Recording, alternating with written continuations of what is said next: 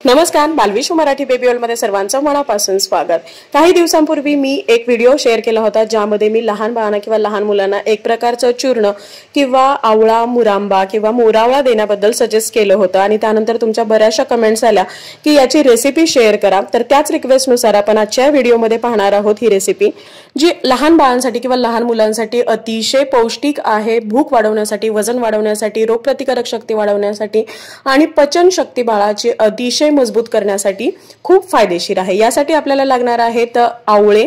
मी इथे फ्रेश असे ताजे आवळे घेतलेले आहेत। हे 20 आवळे आहेत, म्हणजे वजनाने म्हटलं तर हे पाव किलोच्या आसपास आवळे आहेत। हे जे आवळे निवडत असताना तुम्हाला अगदी हे व्यवस्थित असे निवडायचे आहेत, म्हणजे यावरती कोणत्याही प्रकारचा डाग असायला नको, कारण ही रेसिपी आपण साधारणतः 1 ते 2 वर्षासाठी सुद्धा स्टोअर करू शकतो।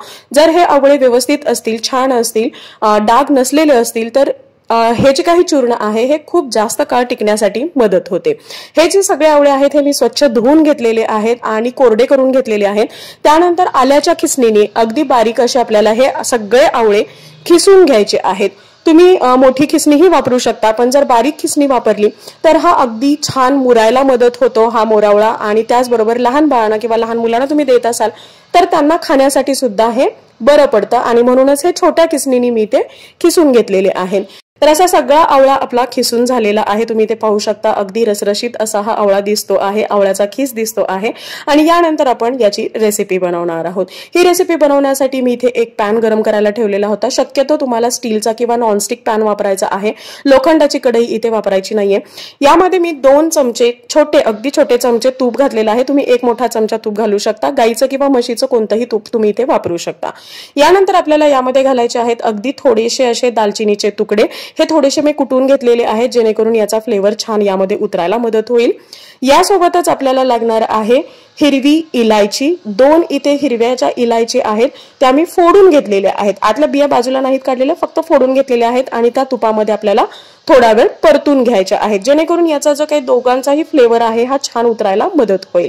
आणि थोडंसं तूप गरम झालं किंवा याचा फ्लेवर यायला लागला की त्यानंतर आपण जे खिसलेला आवळा होता ते यामध्ये घालून घ्यायचा आहे आणि हा सुद्धा आपल्याला तुपासोबत साधारणतः 1 ते 2 मिनिटांपर्यंत अगदी लो गॅसवरती परतून घ्यायचा आहे, जेणेकरून तुपाचा एक छान फ्लेवर याला लागायला मदत होईल। लक्षात घ्या, तुम्ही जर गॅस मोठा केला किंवा स्टीलची कढई वापरत असाल तर त्यानंतर हा जो आवळा आहे हा पटकन खाली चिटकतो, त्यामुळे कंटिन्यू तुम्हाला हलवत आणि अगदी छोट्या गॅसवरती, कमी गॅसवरती तुम्हाला हा कंटिन्यू हलवत परतून घ्यायचा आहे।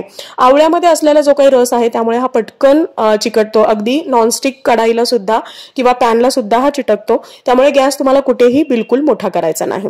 यानंतर मी यामध्ये अगदी 2 चिमूट घातलेला आहे सैंधव मीठ। नॉर्मल पांढरं मीठ आहे ते घातलं तरी सुद्धा काही हरकत नाही, पण सैंधव मीठ घालत असाल तर याचा फ्लेवर वाढायला मदत होते।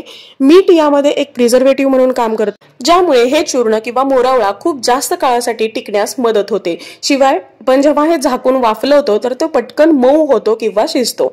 यानंतर आपल्याला झाकून साधारणतः 30 सेकंद ते 1 मिनिटापर्यंत हे मंद आचेवरती तुम्हाला वाफलवून घ्यायचा आहे। तुम्ही ते पाहू शकता, आपला आवळा हा अगदी सॉफ्ट झालेला आहे। आणि त्यानंतर मी यामध्ये घातलेली जी काही दालचिनी आहे किंवा इलायची घातलेली होती तर हे आपण काढून घेतलेलं आहे, जेणेकरून लहान बाळांना, लहान मुलांना देत असाल तर ते घशामध्ये अडकू नये किंवा त्यांच्या दाताखाली येऊ नये।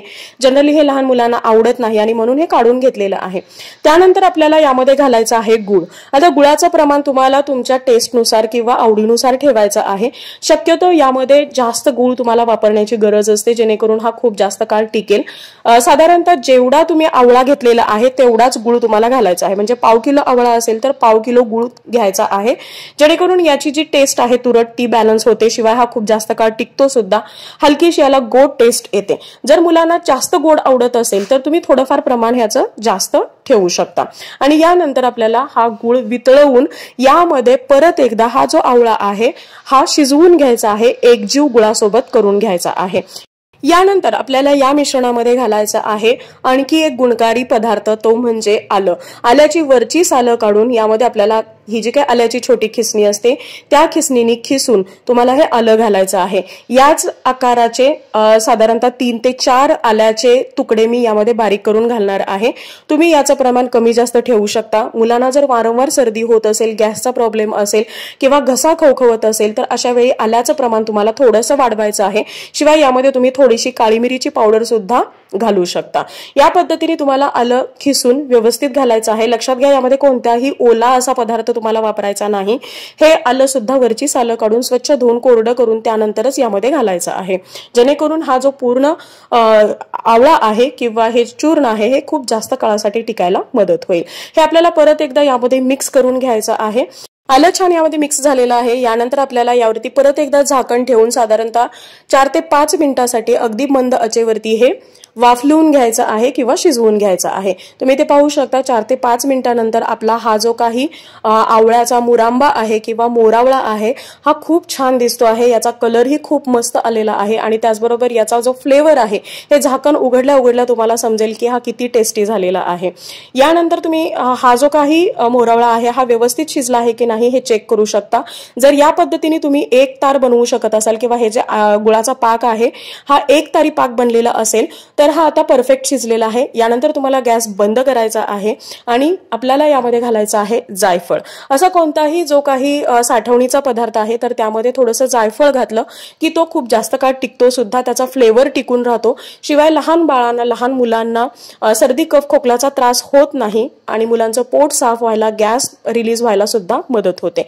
अगदी थोडंसं तुम्हाला जायफळ घालायचं आहे। त्यानंतर अगदी फ्लेवरसाठी थोडीशी मी वेलदोड्यांची पावडर सुद्धा यामध्ये घातलेली आहे। ऑलरेडी आपण थोडे वेलदोडे यामध्ये घातलेले होते, त्याचाही थोडा फ्लेवर आहे, त्यामुळे कमी प्रमाणामध्ये तुम्ही हे जे काही वेलदोड्याची पावडर आहे यामध्ये घालून हे व्यवस्थित असं मिक्स करून घ्यायचं आहे। आणि असं हे आपल्या आवळ्याचं चूर्ण तयार झालेलं आहे। हे आपल्याला एखाद्या प्लेटमध्ये काढून थंड करून घ्यायचं आहे। हा जेवढा जास्त काळ मुरेल तेवढा याची टेस्ट जी आहे ही छान यायला मदत होते। तुम्ही ते पाहू शकता अगदी रसरशीत असा हा आपला मोरावळा किंवा मुरांबा आवळ्याचा किंवा आवळ्याचं चूर्ण तयार झालेलं आहे। यामध्ये मी व्हिडिओमध्ये याच पद्धतीने एक भरणी दाखवलेली होती। हे जे चूर्ण आहे हे साधारणतः 7 ते 8 महिन्यापूर्वी बनलेलं आहे। तुम्ही ते पाहू शकता हे खूप छान असं मुरलेलं आहे। जेवढं हे जास्त मुरेल तेवढा याची टेस्ट छान वाढायला मदत होते आणि तेवढंच हे फायदेशीर सुद्धा ठरतं। तर तुम्ही अशाच प्रकारे एखाद्या काचेच्या किंवा प्लास्टिकच्या हवाबंद डब्यामध्ये भरून हे ठेवू शकता। फ्रीजमध्ये ठेवण्याची गरज नाही, बाहेर सुद्धा हे उत्तम राहतं आणि मुलांना सकाळी रिकाम्या पोटी तुम्ही हे देत असाल तर ते बाळासाठी जास्त फायदेशीर ठरतं। बाळाची भूक, वजन, रोगप्रतिकारक शक्ती वाढण्यासाठी आणि मुलांना सर्व प्रकारचे ॲलर्जी, इन्फेक्शन पासून दूर ठेवण्यासाठी असं हे आवळा चूर्ण लहान मुलांना किंवा बाळाला जरूर द्या। आणि कशी वाटली रेसिपी सांगायला विसरू नका। Thanks for watching. Bye bye, see you soon with new topic.